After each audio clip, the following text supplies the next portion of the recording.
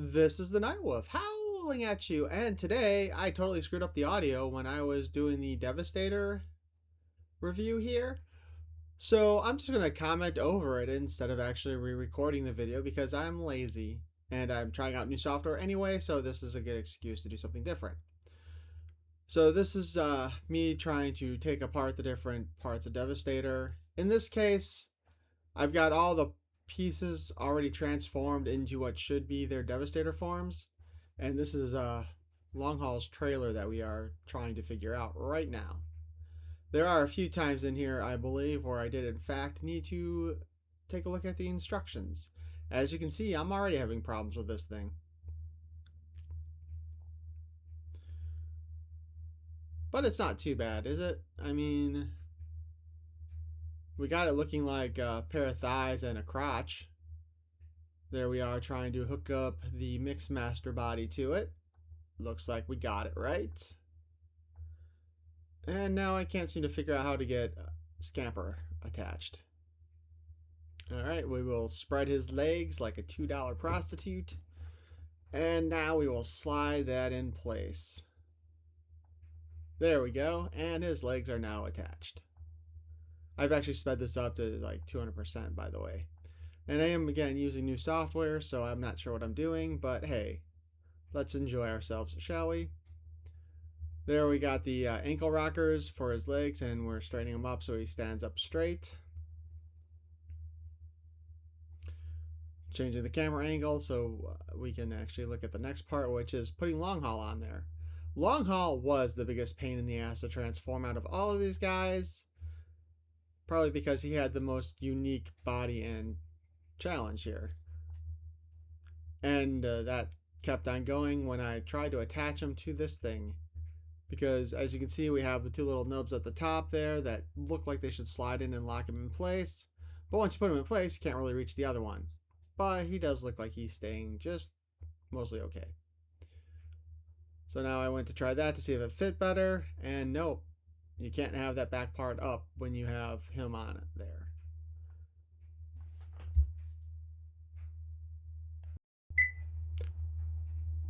Here I am attempting to try to get his back to look better. Actually, I've seen some people have some modifications to actually improve the look of this, and I think it includes buying new parts for him as well.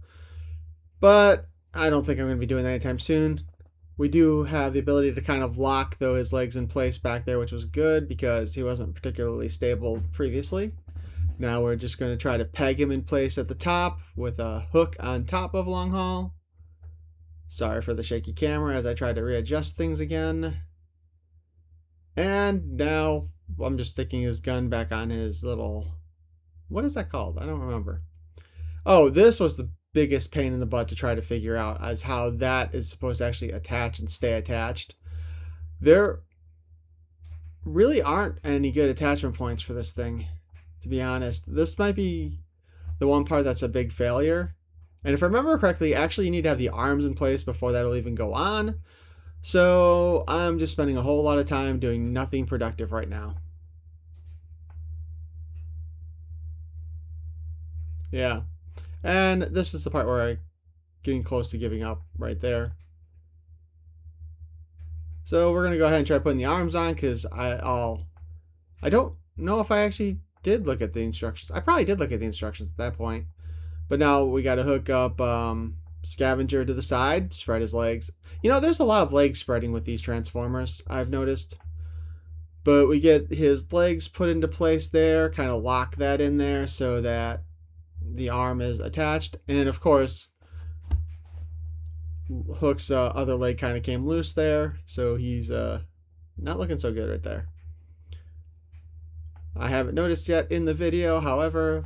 Now we're going to try to attach his fist, and we'll just slide that right on there, and look, he's got one arm. We'll attach the other fist onto Bonecrusher.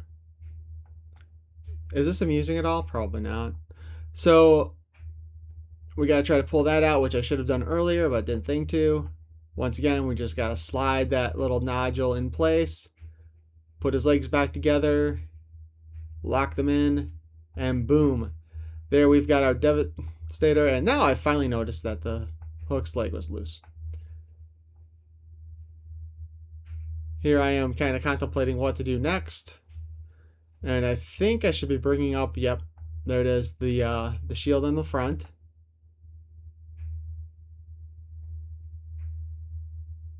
But, oh, yeah, so while I was actually doing the shield on the front, I looked up some more instructions on Devastator there. Yeah, I had to look it up.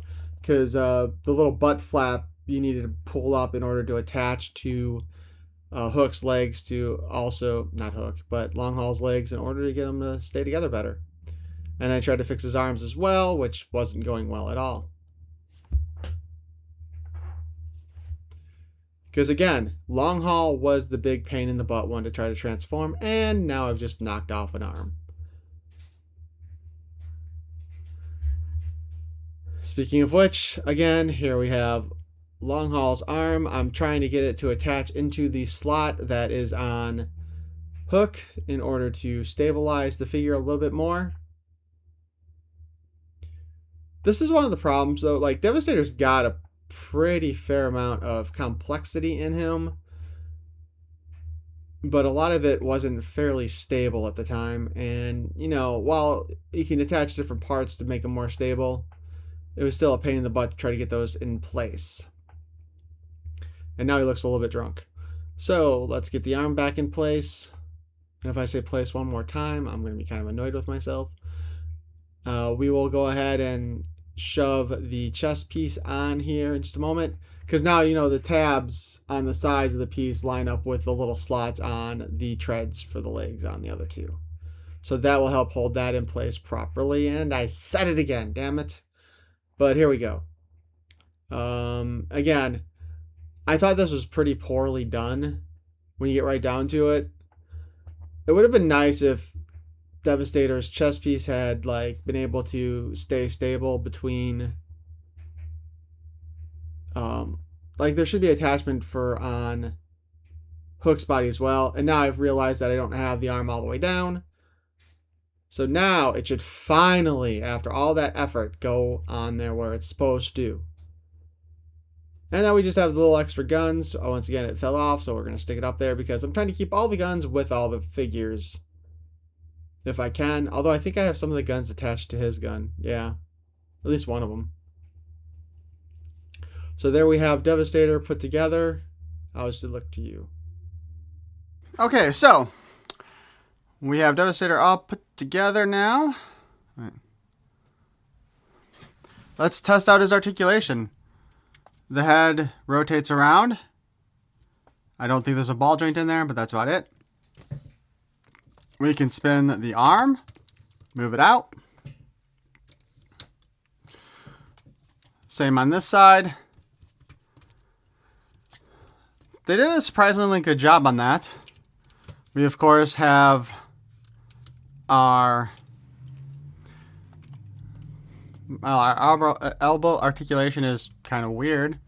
So it will go all the way back on the side here, but it only comes to about, what is that, about 20 degrees forward on that side? More like 40 on that side, but again, oh, and it doesn't move back over there. The wrists, of course, can spin because, you know, it's just pegged in there. And the fingers open and close, but not individually. He does have a waist swivel on this form. Ah, shit. But any manipulations of him might cause you to knock loose parts. So we do get not 360, that's for sure, but about this far. Skirt pieces can move up, so he can kick forward like that. You can only kick back about that far because of his butt stuff. That didn't sound good. And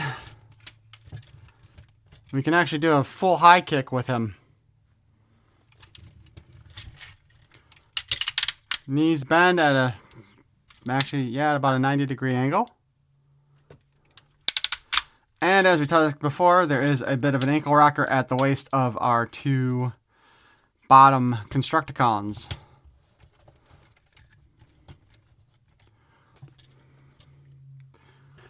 That being said, Devastator here does take up a lot of real estate. So all that being said, oh yeah, we do have the thigh swivel too. I missed that earlier. I mean, he is fairly posable, I guess. But I do think you're going to have some issues with balancing him still. And the feet don't, while they do have the ankle rockers, you don't have like the ability to really turn them at the bottom the way you might need to for certain poses.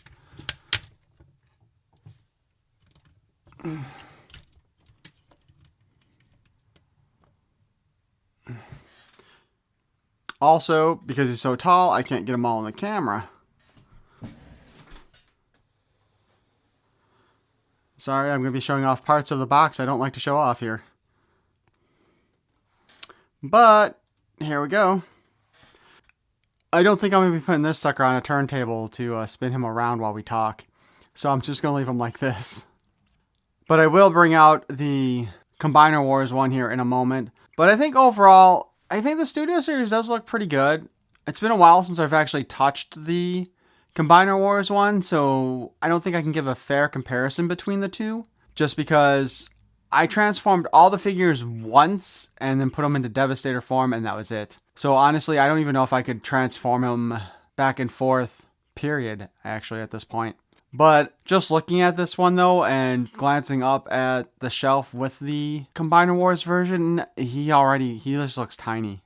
Like, honestly, glancing at it from here to here, glancing up and looking at this, he looks like he's the same height here as he does up there on my shelf. Oh, hell.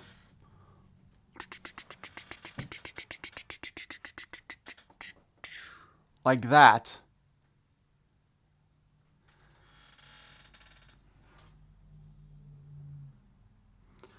So you can kind of see where he looks so much bigger on the shelf than he does over here this close up. That being said, let's go ahead and grab that one and do a side-by-side comparison, which should be interesting. Forgive the light box around the outside here. It's kind of an ugly image, but there is no other way to fit these two on here. That being said, as we take a look at the size comparison, yeah, there is a huge difference between the two of these guys. And I remember thinking, or I thought they had said that when they were doing the Studio Series one, it was supposed to be bigger than the Combiner Wars one. Which I do think probably scales much better with the rest of the Studio Series Transformers. At least in Devastator form. We also have a lot more detailing on the Combiner Wars version than we do on the Studio Series one. However, I do want to say, I think the articulation setup is probably better on the Studio Series one. Because just moving this guy right now, I feel like he wants to fall over. He feels less stable to me than the Studio Series one did. And that might be just because he might be more back heavy in a way, or not. But then again, here we have our back sides on the two of them. On the sideways glance, although they're not both facing the same side, I do think it's safe to say that our Combiner Wars version does seem to be more streamlined to a certain extent. But you also have to remember, too, with the Combiner Wars Devastator, Long Haul did all of this, where we have that trailer to do his bottom half here. So Long Haul was definitely doing more heavy lifting. Oh, shit. Oh, wow.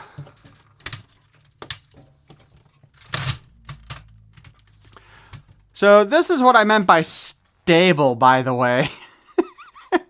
Yeah, I think it's safe to say the Studio Series Devastator is far more stable than the Combiner Wars version. Yeah. So, this is kind of a hard decision when we get right down to it, though, as to which one to display. But I wanted to show you guys the backs on both of these guys.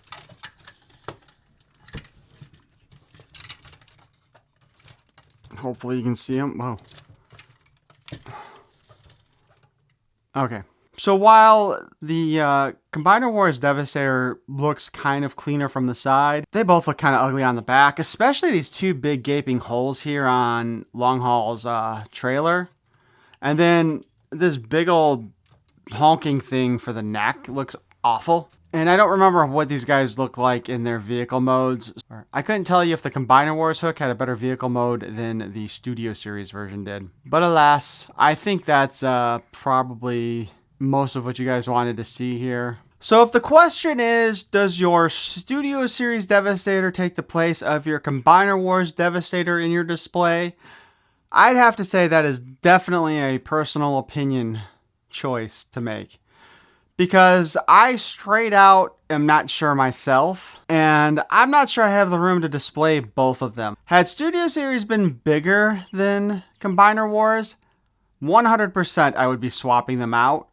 But because, Devastator's Studio Series head comes up to the waist on the Combiner Wars one when you get right down to it. So like I said, this would fall into that personal choice category. I'm not sure what I'm going to do, honestly. Maybe I can fit both of them up on my display shelf, maybe not. But as far as which one you would, quote, play with, Studio Series is definitely better. You saw how Devastator wanted to fold over, right? I don't know. I'm just not sure which one is the better one for display purposes. But why don't you guys tell me what you think of this comparison in the comments below? Do you have the Combiner Wars Devastator already? And have you been picking up the Studio Series? Or did you skip the Combiner Wars and just went straight to Studio Series? Sadly, I actually have two of the Combiner Wars Devastators because I got the San Diego Comic-Con exclusive version with all the really shiny purple parts in a box somewhere packed away, like so many of my other figures are. Anyway, if you enjoyed this nonsense, please leave a like. And if you want to hear more of it, subscribe. I thank you for watching. Peace and love.